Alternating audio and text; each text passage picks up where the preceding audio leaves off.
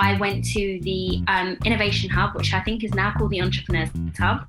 And I went and I spoke to Emmy, who's my favorite person in the world. I spoke to her, had a consultation with her, and she helped me kind of come up with a business plan. And she recommended that I apply for the venture competition.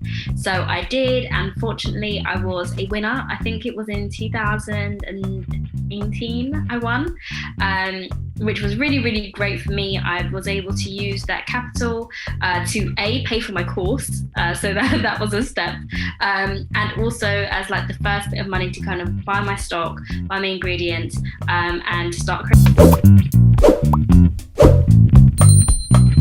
So hi everyone, hope you're doing well, hope you're looking after yourselves, hope you're like me, maybe doing your Wordle answers early in the morning, trying to figure out what the word of the day is. But yeah, it's great to have you guys back for another episode of Pick Up the Mic. And as always, we bring on talented guests and talented speakers to talk about a wide range of topics, both relevant to students and young people everywhere. Now, in typical fashion, like I said, we bring on great guest speakers, and we've got a great one here today. So as I always say, you know, I don't want to bore you by talking about them myself. I like them to tell us a bit more about themselves. So I'm going to hand over to our guest speaker for today, Paris. Could you just tell us a bit about you? Yes, of course. Thank you so much for having me as a talented guest on your podcast. I don't really see myself as that talented, but it's nice to be called that. So I am Paris Reveira. I am the founder of my own hair care brand called That Good Hair, which is a customizable hair care brand for men and women, essentially allowing you to choose the ingredients inside of your hair products. And I'm also a former Brunel student. So I graduated in 2020, and I studied business management and marketing. Thank you very much for that wonderful introduction. And yeah, we'll be diving into more about, you know, your journey after graduating and starting your own business, because that's a very big thing. And I think it's not only the fact that you started your own business, which is huge, but the fact that you did it during a global pandemic. I think it's definitely something to highlight as well. So let's get started with the first official question for today. And essentially, our first official question is, what inspired you to start That Good Hair? So my journey really starts back when I was in college doing my A-levels. And around this time, I kind of started to move away from straightening my hair every day. I had like a bleached hair and I was straightening it all the time. And I was watching tons of YouTube videos, as you do. And I decided I am going to actively grow my hair. So those words are kind of what started the journey. My friends all laughed at me because I said this randomly in a class one day. I was like, guys, I'm going to actively grow my hair. And this essentially led me down a journey of understanding curly hair, coily hair textures, falling into YouTube University and really trying to learn everything about hair that I could.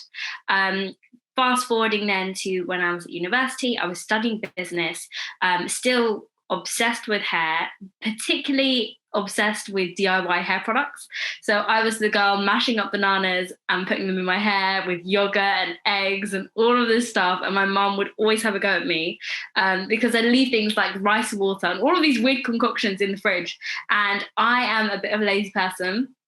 So I would leave it in the fridge, and then obviously it would be growing mold and fungus 2 weeks later. And my mum would be like, Paris, what have you done? Going crazy at me for wasting good rice.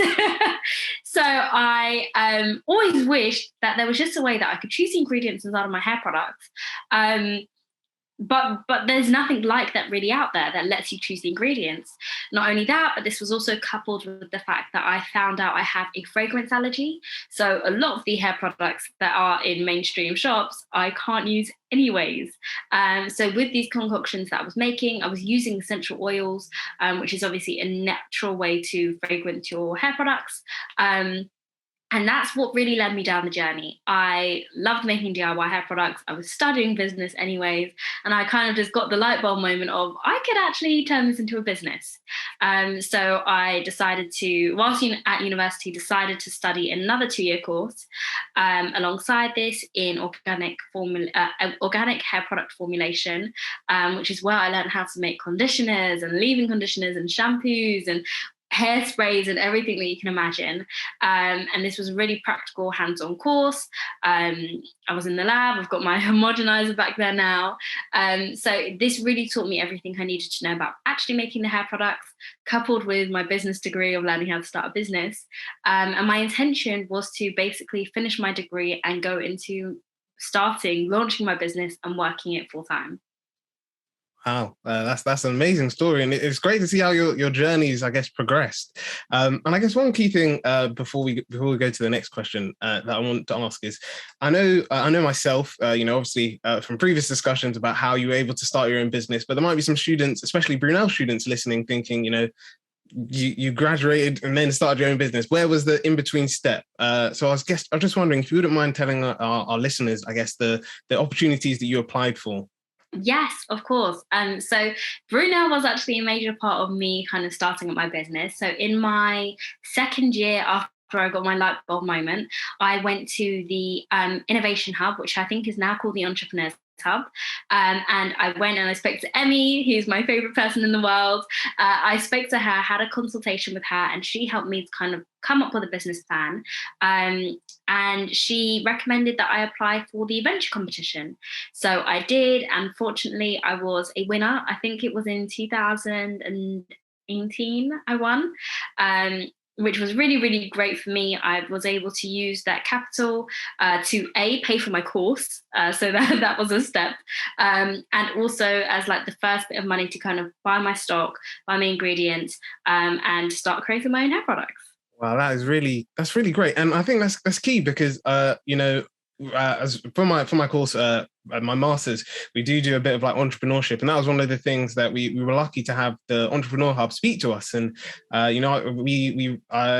had conversations with them before, and I've raised it, and I've said, a lot of students at Brunel don't actually know that they can apply and, get help and funding to start their own business. And, I was saying that it's so funny the amount of times you can go up to people at Brunel and tell them that, and I'd be like, what? Like, that's possible? Gosh. And there's loads of opportunities, I guess, for anyone listening who doesn't go to Brunel, that most universities do have their own independent set of funding. And in addition to that, I guess if there's anyone listening and they're thinking, I'd love to start a business, I know that there's also the Mayor's Entrepreneur competition, which is held every year as well, which is another set of funding that students can apply for. So yeah, it's great to see that, I guess, Brunel's essentially helps you along the way, which is great. But yeah, moving to our next question, I think especially for Black people, I would like to say, as a Black person myself,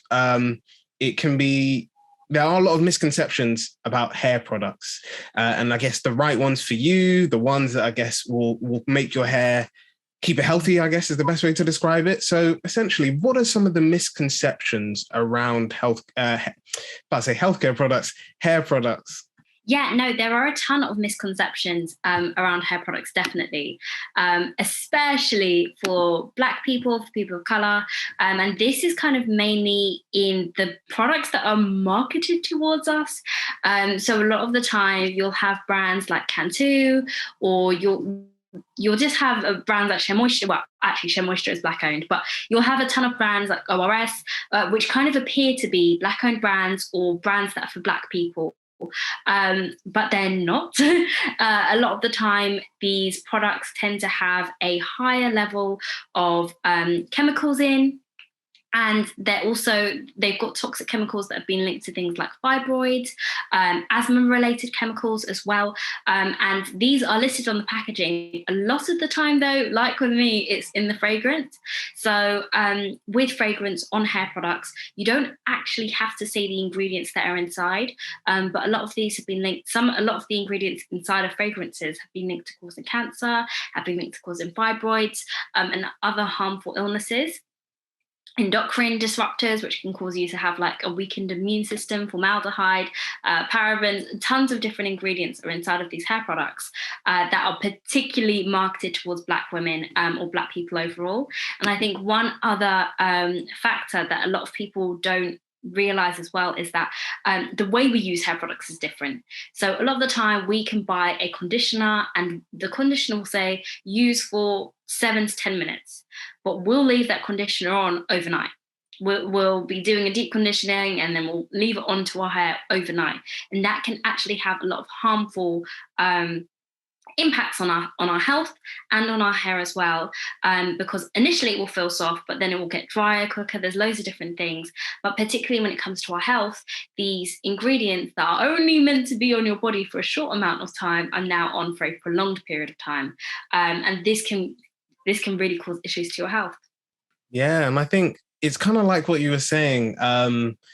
There's a tendency, and I know we're going to discuss this personally later on, but there's a tendency that we don't necessarily check like hair products, the amount of ingredients or the things that are in there. Like you said, sometimes companies themselves aren't reporting what's in there, so it definitely makes it like super hard to know where, like, what's best for you, or what's essentially the best thing that can help you, I guess, maintain your hair. And I think, like you said, it's just about whether it's, researching, learning more about it. I think especially, like you said, to people of color, there's definitely this like not great marketing, I guess is the best way to describe it.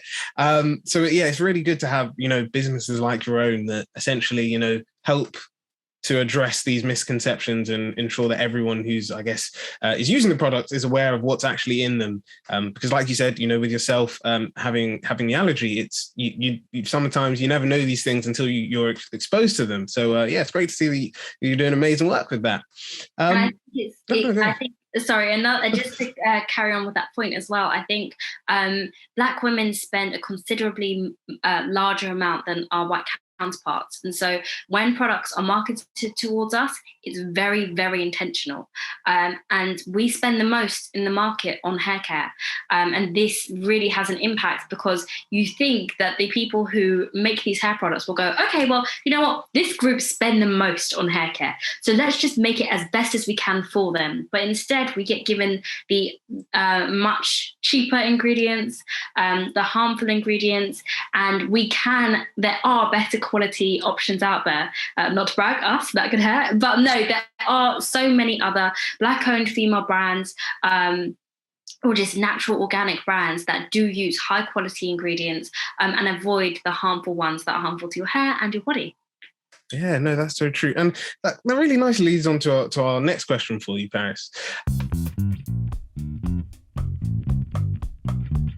Which is essentially about how are, I guess, hair products unsustainable? Now, before I let you answer this question, we're going to start this section with everyone's new and added segment, which is called Mic Check, where we talk about interesting facts and figures about certain things, and essentially, health. I'm about to say, I keep on getting healthcare in my head, but essentially, hair products, they while they can be unsustainable, there is the option for them to be very sustainable. So we've got this really interesting link from an organization called Boiler House. And essentially, they talk about like what is sustainable hair care, why it's important, the benefits. There's loads of things on here. But to pick out a few, less plastic, using fewer chemicals, like Paris was saying, natural ingredients, which, we've had some guests on previously who spoke about the idea that we sort of like abandoned natural remedies. I'm not saying that, all natural remedies are great or you can't take medication, but, that was one of the things that people have raised, that, even like you were saying about, the mixtures you would make and then put in the fridge and your mum would get upset about, like, even things like that. It's sometimes you don't necessarily need to have like a chemical solution to solve every problem. So we'll include the link in the bio, in our bio, so everyone can and the description, so everyone can just, take a read of it in your own time and see, I guess the benefits there. But essentially, Paris, what are some of how can hair products be unsustainable? Okay, well, to me, there are three ways that hair care can be sustainable or unsustainable. And I think when it comes to sustainability, we all have to remember that it is all of our responsibility. In order to do our bit for the planet, we all have to kind of play a role. And so the three ways that I think hair care falls into sustainability is with packaging. So you can have unsustainable packaging like plastics. As you mentioned, your ingredients, so the organic ingredients that you're using or the toxic ingredients that you're using, that can also pollute our oceans. And then we have shipping as well. So how are we getting hold of those products? So if I start off with packaging, obviously everyone knows that plastic is bad. So plastic is a reusable material. You can have reusable plastics, but they're usually cheap. They're not. They are durable, but they're not really great for our environment because they're so hard to break down. It can take 1,000 years for a plastic bottle to actually naturally break down and degrade. So there are alternatives. You have aluminium bottles, like the ones that I've got behind me. These are the ones that we use to package our hair products because they are 100% recyclable and sustainable. I think something like 95% of the aluminium that we have today is the same aluminium that we've always had.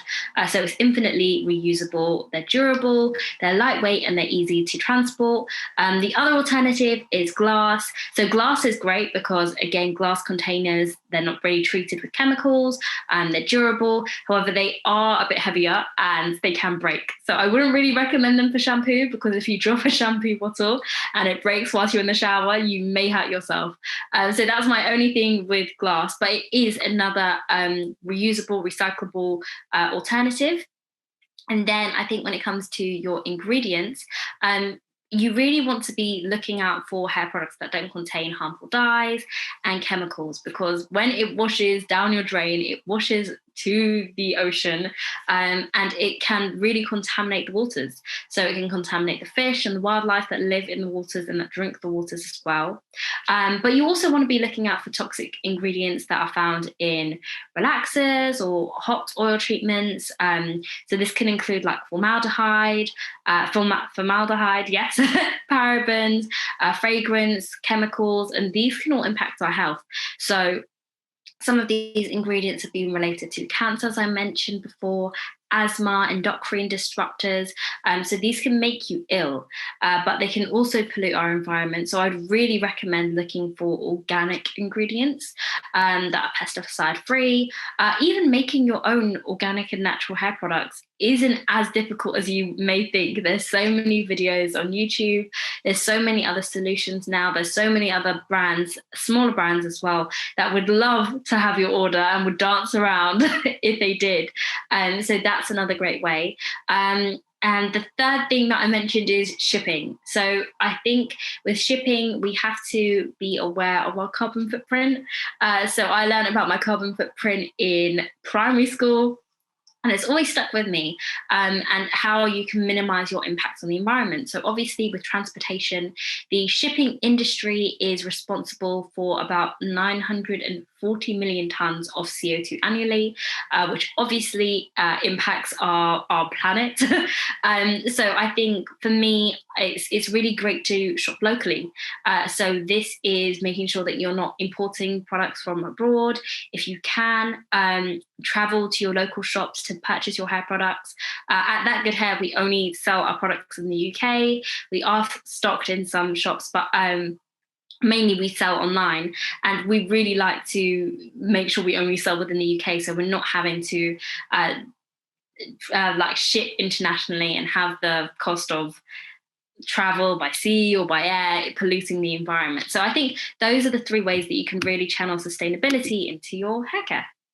Oh, thank you. And I think, like you said, yeah, there are a lot of organizations like yourselves that are doing like amazing work, and it was always great to find them and hear them and say, yeah, so don't feel afraid to give a shout out to yourself. It's always recommended. But no, I think you're so right.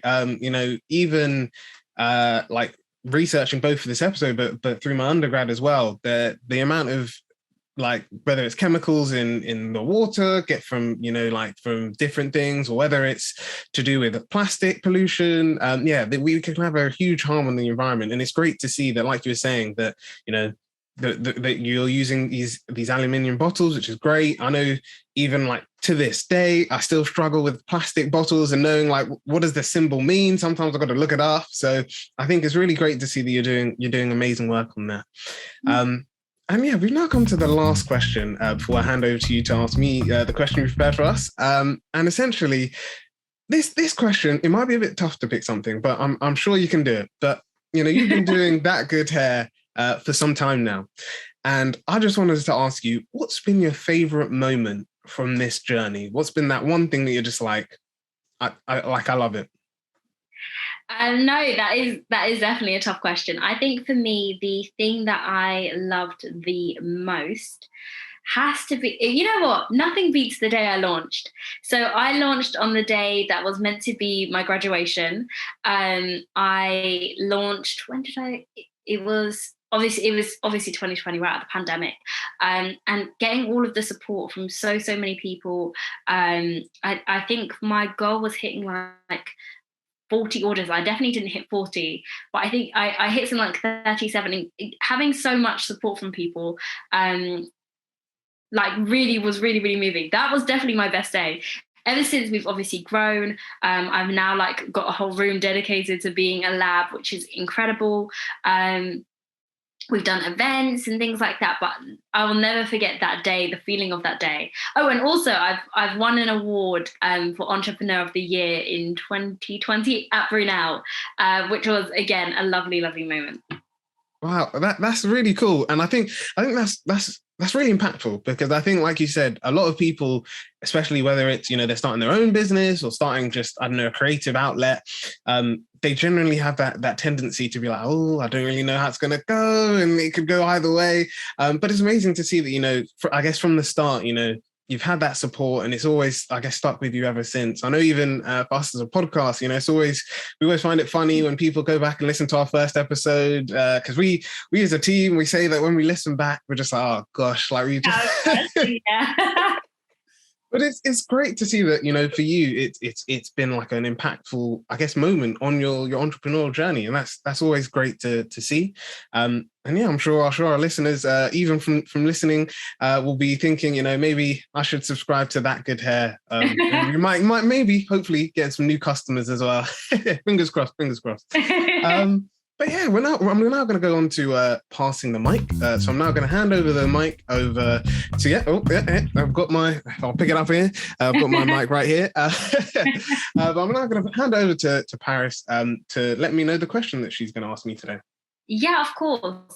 So the question I'm going to ask you today is, have you ever had a look at the ingredients on the back of your shampoo bottle? So yeah, I've told Paris this before, but I actually haven't. And I don't know, I wouldn't say it's because there's any reason. I probably should. But I think especially during 2020, not only myself, but I know other members of my team, like Samuel, who loves stuff sustainability wise as well. We were just talking about it, and we were just saying, like, because it was reminding me when you said the plastic thing, I was going to say it then, but I've completely forgot, was he told me, like, oh, I was told that every toothbrush you've used, if it's not been like a bamboo toothbrush, is still out in the environment somewhere, just wasting away. And I was just like, wow, yeah, I never really thought about it like that. And you're like, we had discussions about, I guess sustainability as a whole and how you can implement that into your routine. And through my sustainable fashion thing as well, I've had people on there who were talking about like how they've changed their bathroom routine. So I think 100% you're right that, I mean, like I said, I haven't done it, and I probably, like, as soon as the episode finishes, you'll just see me run off and check. But no, I think that's definitely so key, especially because not only, I guess, like with the typical plastic, pollution or harm to the environment, but also, like you were saying, about what chemicals are in there that could harm your own health. I know, I guess, the last thing I'll say about this is, I know, like, even throughout the pandemic, like, I've been taking, I guess, my skincare routine a bit more serious, which, I mean, for a guy, I mean, for Paris, you might not necessarily be thinking that this is anything new, but for guys, I know, like, before I was just like, I don't really see it. Mm-hmm. But 100%, like my sister we were talking about it, and she was just like, yeah, if you're getting certain reactions to certain creams or certain like gels that you put on, she was saying that, yeah, that could mean that, like you can't take certain creams and put them on your face because it'll make you super spotty, or you'll have an allergic reaction like that. So yeah, I think 100% that I haven't done it before, but I guess you've heard it on the podcast here first.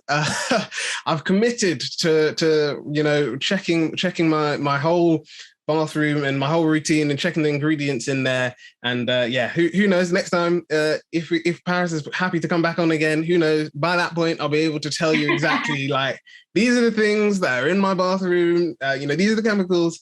But yeah, no, I think that's a really good question. And I guess if you don't mind, perhaps I'm going to flip it over to you. I mean, At this point, you probably have been checking, but I guess was it something that you always did? And did you find anything surprising? Well, the reason I asked you that question is because I was going to say you're a liar. The reason is you probably have looked at the ingredients on the back of your bottle at some point. Okay. The only thing is you can't understand what it says.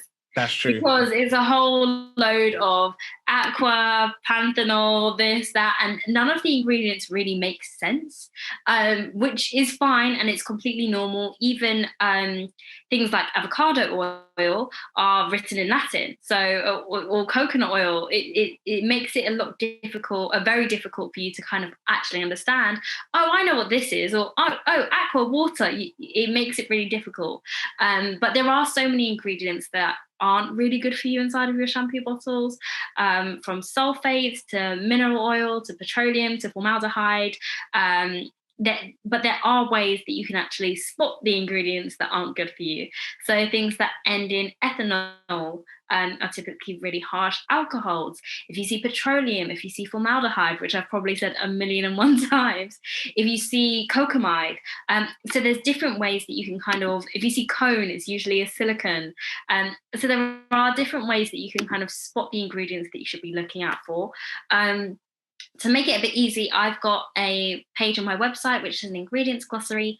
So if you went to thatgoodhair.co.uk/ingredients, there's a whole bit of ingredients we don't use. And these are kind of the ones that you should be looking out for not to take in your hair products. But yeah, so I do look at my ingredients. I know what's going on in them, but it's only because I'm trained to write the labels in the first place. But I didn't always look, and it's just because I didn't understand what I was reading. No, that's so true. I think, like you were saying, that there's, especially like, I think even, people were saying about your diet, that, if you show people that this is, the type of salts or these are the type of things that are in your diet, most people just be like, I have no idea what this is. But like you said, it's people will know certain things, and I think it's great that you've got a glossary on there that helps to explain, what these things are. Because like I was saying with the recycle, just like with recycling, there's all these symbols and labels and stuff, and at the end of the day, I'm just here like, can I recycle it? Can I not? It's just a simple, when they just simply put like widely recycled or like easily just recycle in these bins, I'm just like, yeah. You guys understand the struggles of everyone trying to be sustainable. Exactly. But no, thank you so much for that question, Paris. And yeah, I think definitely, if not for our listeners, but definitely for me, it's given me a lot to think about. I guess looking to the future about my how I guess look after my hair, ensuring that it's kept in a sustainable way, not only for myself but also for the planet. But yeah, that's really great because it nicely leads into everyone's favorite section, MC of the Month. And for this episode, we've got one MC, but I'd like to give a shout out to another one. So essentially, the main MC. Oh, I'll give the side one first. So the one that's, I guess, a side one, and we'll include a link to this, is Sustainably Chic, their website. Which talk about all tips about sustainable stuff and sustainable brands. They've got this amazing list on their website of Black-owned sustainable brands. Now, these brands do like a wide range of things. So it goes from like fashion to hair care to skincare to basically like beauty products in general. So there's like a whole list of like organizations that you can check out. And I think most of them, don't quote me on this, but I think a lot of them are in the UK. So feel free to check them out. And they've also got like home and lifestyle brands there as well, if you wanted to check them out. But essentially, yeah, today's MC is, and again, I apologize but if they hear me say this, I'm probably butchering the name. But they're called, I believe it's AcARRE. So it's AcARRE. And essentially, I really like what they've got on their website. They put that, they were created on the foundation of utilizing plant biodiversity to create multi-use skincare products that bring a balance to the skin. They've been inspired by African and Pacific Islander ancestry of this idea of using like natural ingredients. They've got some listed on their website, and they essentially say that these help to work with the skin's natural elements. Like I guess what we were saying before about being careful to not use too many chemicals, because chemicals can have a really severe impact on your skin. So yeah, they're combating this by using natural stuff. And yeah, it's really great that essentially on their website they've got like why they're clean and sustainable. So they said that all the bio-based materials are ethically and sustainably sourced. They manufacture their products safely and cleanly to contribute to the sustainable ecosystem that all are part of.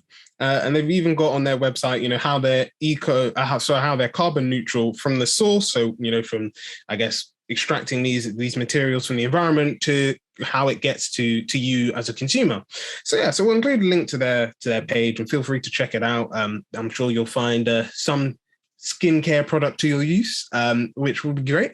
But yeah, they're essentially our MCs of the month. And yeah, we've now come to the end of the episode. I just want to say a huge thanks to Paris for being an amazing guest today. It's been great to learn more, not only about you and That Good Hair, but also I guess this entrepreneurial journey you're on. And it'll be great to see the things that you do in the future. And like I said before, yeah, you've given me a lot to think about my own personal hair care routine. So yeah, we'll be seeing maybe next time, like I said, I'll be able to say that I've changed my routine and I'm more conscious of what's in the products that I'm using.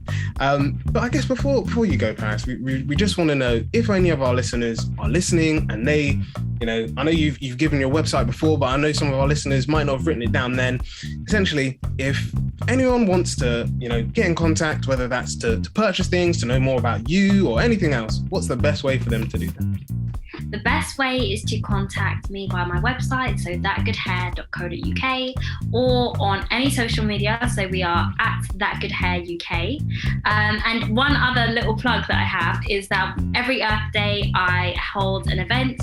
So I'm going to be holding our annual Earth Day event, I guess, and we'll be showing people how to make a whipped hair butter. So this is from the comfort of your own home. I'll create a box and send it to you with all of the ingredients and the apparatus that you need. And that's the kind of event that we do on April the 22nd. So hopefully this is out in time to promote it. But yeah, if anyone wants to come along, grab a ticket and it should be a fun time. We do games and things like that. So it's also really good. Wow, thank you very much. And I'm sure our listeners will be there. And if you're not there for this year's Earth Day, make sure you're there for the next one, because you definitely don't want to miss it. But yeah, no, thank you so much, Paris. It's been great to learn more about you. And for our listeners, as always, if you guys like this video, or you want to see more of Paris, maybe back on, like, comment, and subscribe is always appreciated. Remember, if you're a Patreon member, you get first access to these episodes. So make sure that you're subscribed on Patreon. The links are in our bio.